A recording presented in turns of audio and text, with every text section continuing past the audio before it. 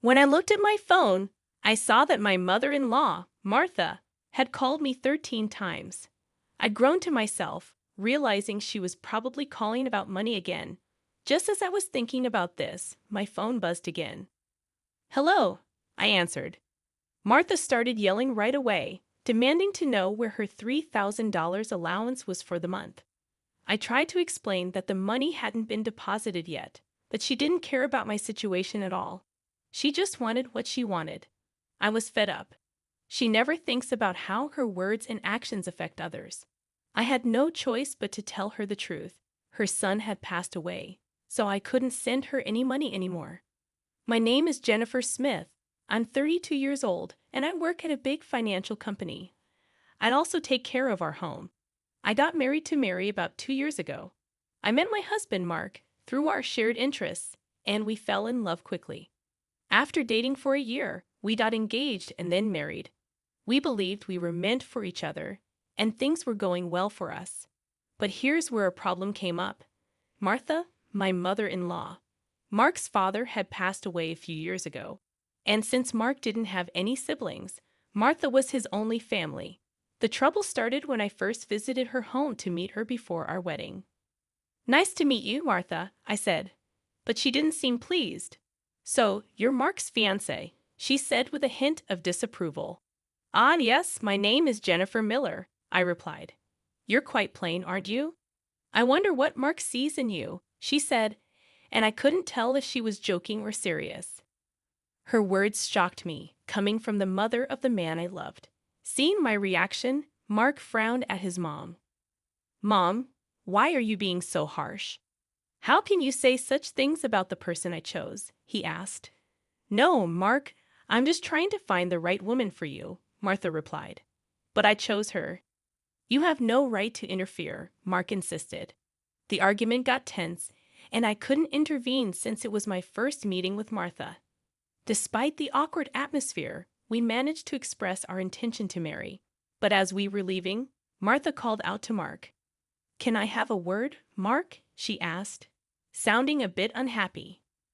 "You'll still send me the allowance after you get married, right?" she asked.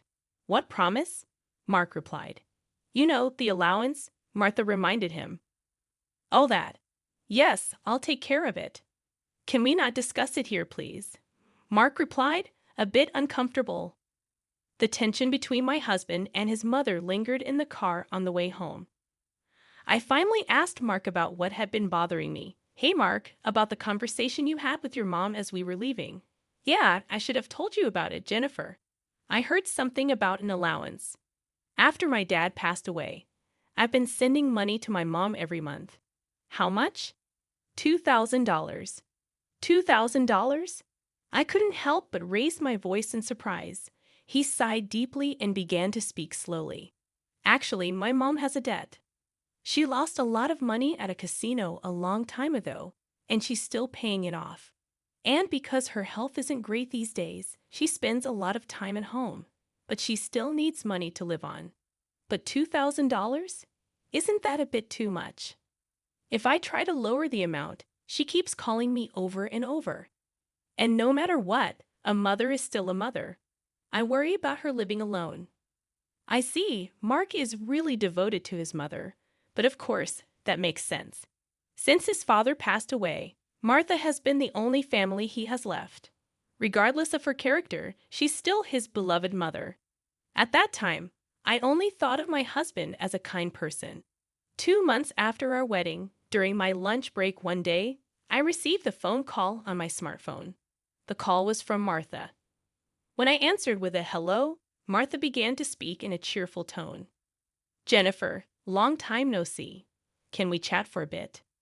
"Yes. What can I do for you?" "Well, I was hoping you could start sending me money." "Excuse me?" I was so taken aback I couldn't find the words to respond. However, Martha seemed excited to continue the conversation. "You mentioned before that you're working for a financial company, right? That means you have a good salary, doesn't it?" "Well, not exactly." "What? You're lying to avoid giving me money?" "That's not what I mean." "Then what is it?" "But Martha, you're still receiving financial support from Mark, aren't you?" I asked. Martha responded defiantly, "So what?" I sternly stated what I felt. "Martha, receiving $2,000 monthly support is a big deal, and yet you're asking for more." Really? You think so? If you were to send me an additional $1,000, I could avoid burdening Mark, Martha replied. What do you mean by that? Well, I have Mark as a guarantor for my debts. If I fail to make payments, the debt collectors will go after him. Do you understand? But aren't you using part of Mark's $2,000 to pay back the debt? I'm short. I haven't told Mark. But I have a significant amount of debt. Martha confessed. Even her husband was unaware of it. Having children in the future would increase our expenses. In addition to that, taking over Martha's debt was not an easy task. But if Martha's payments fall behind and the debt falls onto Mark, the interest will likely have accumulated significantly by that time. If I refuse to send money, it would eventually become a problem for my husband as well. It was better for Martha to pay off her debt now. Thinking along those lines, I reluctantly agreed to Martha's proposal. All right, I'll start sending you money. Really? Good, Jennifer. I knew you would say that. The total, with Mark's contribution, will be $3,000. But this means you can pay off your debt, right? Martha asked eagerly. Yes, of course. I should be able to pay it all off in about a year. You promise, right? You'll make sure to pay off all your debts? I get it. So, I'll be expecting it from this month onwards. Martha ended the call abruptly. Physical exhaustion from work combined with this emotional burden only added to my stress. $1,000 a month? That's gonna be rough. But it's also to prevent future problems for us. After all, if Martha can't make a living, it will upset Mark as well. That night, I promptly reported the matter to my husband. He told me I didn't have to do this.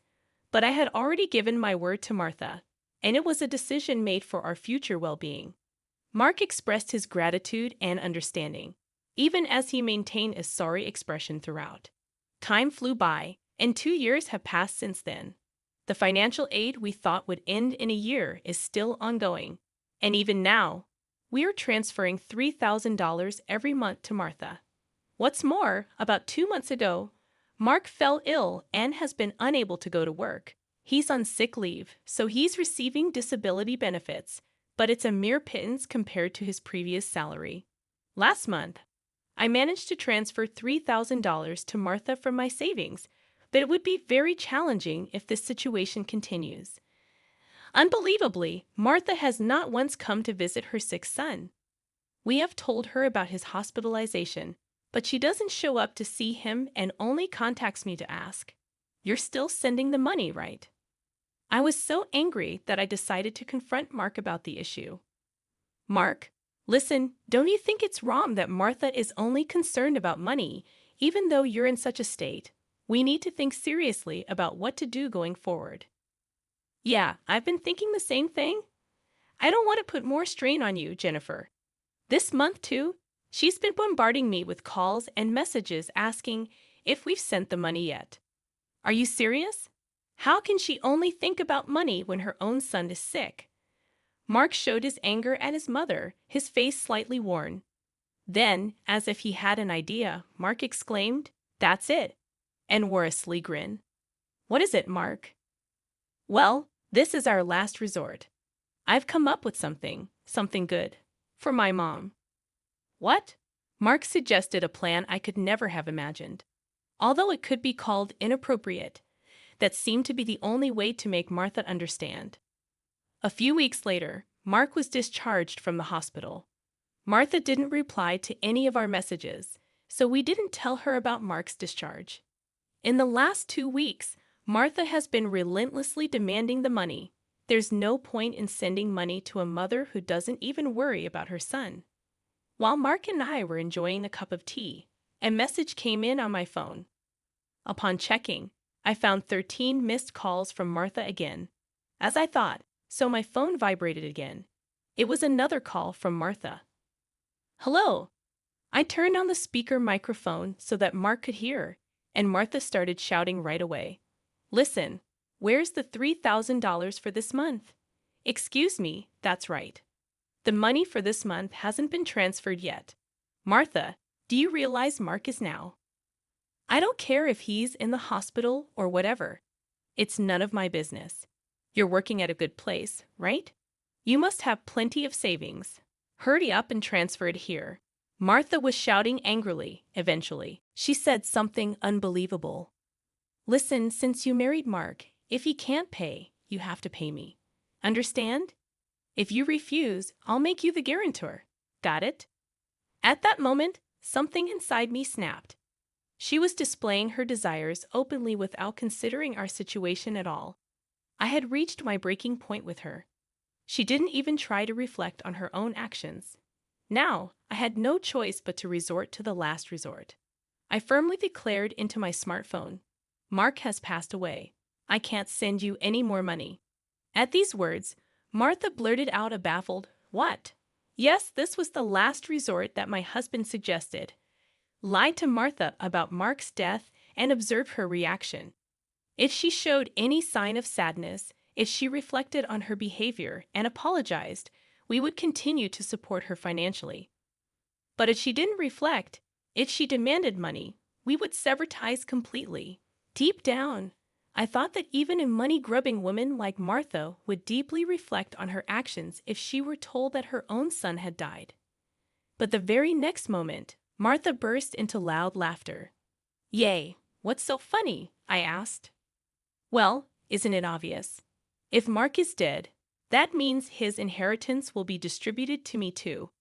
Excuse me, I've been looking into it since I heard that Mark was sick. Listen here, 2/3 of Mark's assets are yours, but 1/3 is mine." I was at a loss for words. I never thought that when she first heard that her son was sick, she wouldn't look into treatment, but into how the inheritance would be divided. My anger surpassed. I was simply dumbfounded.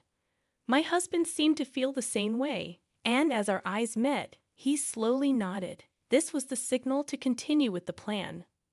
I once again said to Martha in a strong tone, "Martha, did you hear what I said? Mark is dead."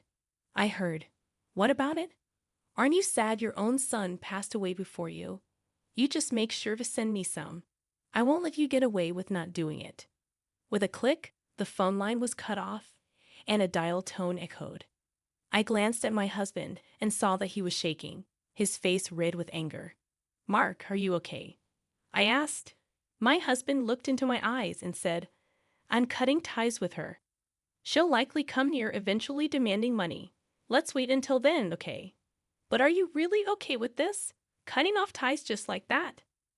"Yeah, I have no regrets. After that call, she's no mother." My husband's eyes were filled with hatred, and I felt the same way. A person who only thinks about money over her own son's life is not family to me. A few days later, as we expected, Martha came to our house. For the time being, I decided to hide my husband in the next room and deal with Martha myself. Then Martha approached me with a face like a demon. "Hey, give me Mark's inheritance right now." Again with that? Anything else to say? He's already dead, isn't he? It's pointless to say anything now. Yet you never even visited him. What are you saying? Are you really his mother? You're so annoying. Give me the inheritance right away. I don't mind getting a lawyer. Speaking more would be a waste of time. Just as I thought, my husband emerged from the next room. Seeing him, Martha let out a startled gasp as if she had seen a ghost. "Mark, why weren't you dead?" "Long time no see, Mom," he said. "Sorry, but the news about my death was a lie." "A lie? How could you be so disrespectful?" Martha exclaimed. "I wanted to confirm your true nature, Mom. I was curious about how you'd handle the allowance if your son died. But you turned out to be a gold digger, just as I suspected," Mark replied sternly. "What? How dare you call your mother a gold digger?" Martha protested. "Silence. I'm cutting ties with a toxic parent like you," Mark shouted. Martha's mouth hung open in disbelief at my husband's angry shouts. She could not come to terms with the fact that her own son was severing ties with her. "What? What does this mean, Mark?" she stammered. "It means exactly what I said. I can't consider someone like you as my mother. No way, Mark declared. Then what about the allowance? Do you really think I would? Martha started, but Mark interrupted her. You're on your own with the debts. We're moving, Mark said firmly. Wait, please. If you do that, what about my living expenses? Martha pleaded tearfully, reaching out to my husband. He forcefully shook off her hand, looked at her coldly, and said, I don't care about your living expenses. You have been living off us without even a single apology. I really understand your despicable nature now. Don't you dare show up in front of us again. No, wait, Mark. Are you going to abandon your mother? Martha cried out. But my husband ignored her words. He grabbed Martha's arm and dragged her to the front door. He threw her shoes and bag outside and chased Martha out of the house. Martha made a fuss outside for a while but disappeared after a bit, perhaps unable to withstand the eyes of the neighbors. She tried contacting us multiple times, but we ignored all of her attempts. We set Martha's number to be automatically rejected, and we finished moving. Regarding the matter of co-signing for the debts, it became invalid since Martha had made Mark the co-signer without his consent, and therefore he was not responsible. Without the allowance from us, Martha seems to be leading a miserable life. It's only natural, as she had been using the allowance for her gambling habits instead of paying off her debts. She still has a mountain of debts and is chased by debt collectors every day. She can't gamble anymore and seems to be working from dawn to dusk for the foreseeable future. It's unlikely that she will be able to pay off her debts completely. She will have to keep working until she is unable to move.